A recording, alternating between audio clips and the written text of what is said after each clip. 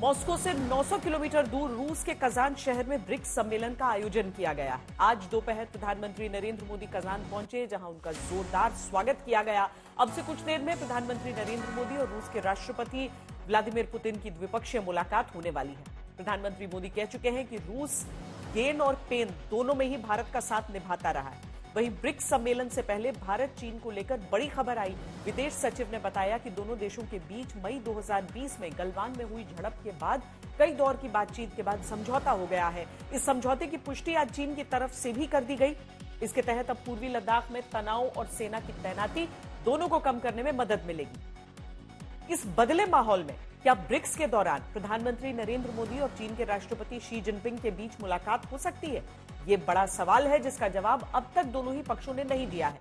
हालांकि अपने मसलों को बातचीत से सुलझाने वाला भारत रूस यूक्रेन से लेकर इजरायल की जंग में बड़ी कूटनीतिक भूमिका निभा सकता है।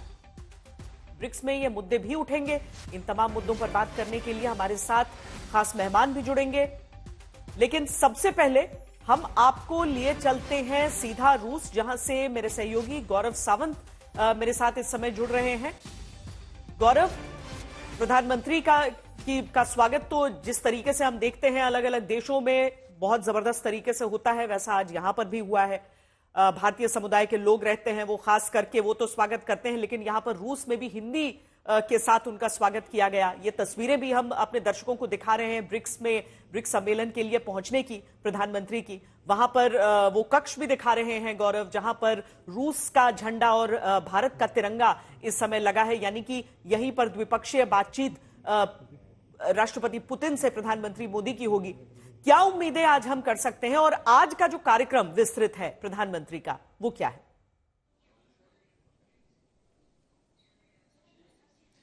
उम्मीदें तो बहुत हैं, खासतौर पर जब भारत और रूस के संबंधों की बात करें श्वेता, तो ये दो ऐसे देश हैं। प्रधानमंत्री नरेंद्र मोदी, विदेश मंत्री डॉक्टर एस जयशंकर और भारत का विदेश मंत्रालय कई बार कह चुका है कि रूस भारत का सुख दुख का साथी रहा है। हर परिस्थिति में कोई ऐसा समय नहीं रहा जहां रूस ने कोई ऐसी गतिविधि की हो या कोई ऐसी कार्रवाई की हो जो भारत के हित में न हो। तो रूस भारत का हितैषी है और भारत और रूस के संबंध लगातार और मजबूत होते जा रहे हैं। मतलब अगर आप 50 के दशक में देखें से शुरुआत करें, 1971 के युद्ध के समय बात करें, कारगिल के युद्ध के समय बात करें, जब रूस ने अपनी सेना के हथियार निकालकर, अपनी सेना के टैंक निकालकर भारतीय सेना को उस समय दिए थे कि अगर कोई आवश्यकता पड़े तो रूस भारत के साथ है, या 71 में जब उनकी फ्लीट आकर अमेरिकन 7th फ्लीट के बगल में खड़ी हो गई थी भारत की रक्षा के लिए, या उनकी 2 डिवीजन चाइना के बॉर्डर पर आके खड़ी हो गई थी कि चाइना 71 में हमें दुख ना दे, या फिर इस समय भारत और रूस के संबंध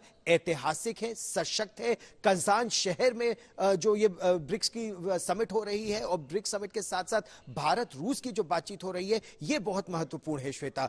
एक और इसमें पहलू जुड़ जाता है, भारत इकलौता वो देश है जिसका रूस में भी बहुत सम्मान है और यूक्रेन में भी बहुत ज्यादा सम्मान है। प्रधानमंत्री नरेंद्र मोदी विश्व के इकलौते ऐसे नेता हैं जिनके अवभगत के लिए रूस भी तैयार रहता है और यूक्रेन भी तैयार रहता है, और विश्व ये तलाशता है कि क्या शांति का कोई मार्ग निकल सकता है। तो रूस की यात्रा जुलाई में हुई, उसके बाद यूक्रेन की यात्रा प्रधानमंत्री ने की। दोनों ही मैंने ग्राउंड जीरो पर कवर की, और अब एक बार फिर प्रधानमंत्री नरेंद्र मोदी यहां कजान में है।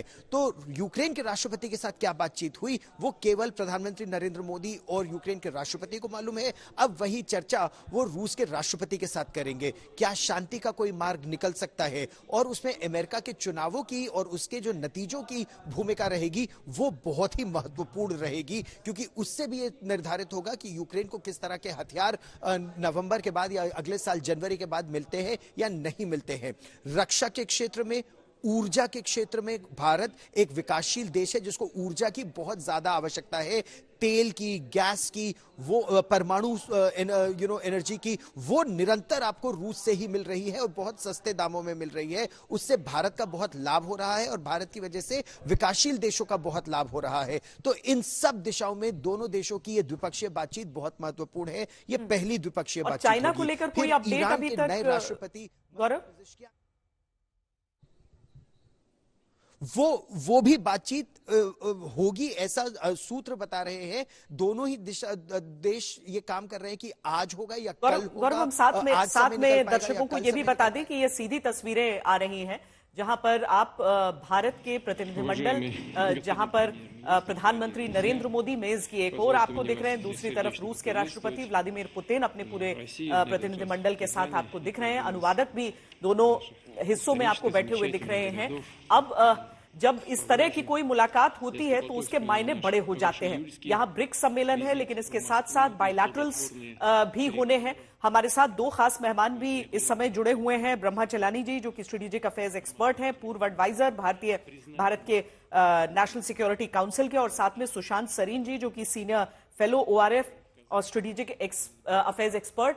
ब्रह्मा चलानी जी, आपसे पहले हम समझना चाहते हैं, राजनीतिक परिवेश में बहुत अलग दृष्टि से इसे देखा जा सकता है, लेकिन जब भारत रूस के राष्ट्रपति से मुलाकात करता है और एक ही साल के भीतर भारत रूस भी प्रधानमंत्री जा चुके हैं, यूक्रेन भी जा चुके हैं, और पूरी दुनिया एक उम्मीद के साथ देखती है कि यहां पर जो अशांति है, यहां पर जो युद्ध है, उसका शायद समाधान इन मुलाकातों से निकल सके, तो क्या इस हिसाब से इसे देखना अतिशयोक्ति होगा, गलत होगा, बहुत बढ़ा चढ़ाकर कहने की बात होगी, या वाकई भारत आज विश्व में यह हैसियत रखता है कि ऐसी एक भूमिका निभा रहा है?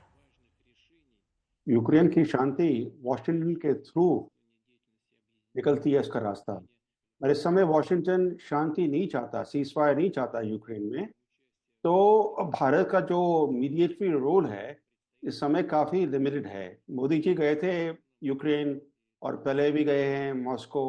अब तो ये ब्रिक्स का समिट है और जो फोकस है वो ब्रिक्स के समिट पर ही है। उसके अलावा जो बायलैटरल मीटिंग होगी मोदी और शी जिनपिंग के बीच में ही, और मोदी और कई और नेताओं के बीच, मोदी और पुतिन के बीच, उस मीटिंग में मोदी और पुतिन के बीच में यूक्रेन का जो युद्ध है उसके बारे में चर्चा जरूर होने वाली है। मगर इस समय सभी लोगों की आंखें, जो इलेक्शन होने वाला है अमेरिका में कुछ दिनों में, उसका क्या आउटकम होगा वो बड़ा इंपॉर्टेंट रहेगा शांति के लिए यूक्रेन में। क्या जो नए राष्ट्रपति बनेंगे अमेरिका के, वो सीजफायर के पक्ष में होंगे या नहीं होंगे, उस बेसिस पर भारत का मिलिट्री रोल बढ़ सकता है या खत्म भी हो सकता है। सुशांत सरीन जी, एक तरफ हम देखते हैं जो कुछ जो पश्चिमी हिस्से में दुनिया के हो रहा है, जहां पर हम देखते हैं कनाडा इतना आक्रामक हो जाता है कि बेवजह ही दो देशों के एक पुराने संबंध को किस तरीके से तार-तार कर दिया गया वो भी है। लेकिन उस सब के बीच अमेरिका जो रह रहकर अपना बिग ब्रदर की भूमिका निभाने की कोशिश करता है। निज्जर की हत्या की बात ऐसे होती है जहां पर उसकी उन गतिविधियों की बात ही नहीं होती है जिसकी एक पृष्ठभूमि की भी बात हो सकती है। ऐसे में अगर चीन के साथ हम एक परिपक्व रिश्ते को आगे बढ़ाते हैं या रूस के साथ इस तरीके से भारत के प्रधानमंत्री बैठते हैं, तो परेशानी तो अमेरिका को और भी हो रही होगी। देखिए, अमेरिकन हम लोग बहुत ज्यादा इसका आंकलन कर रहे हैं।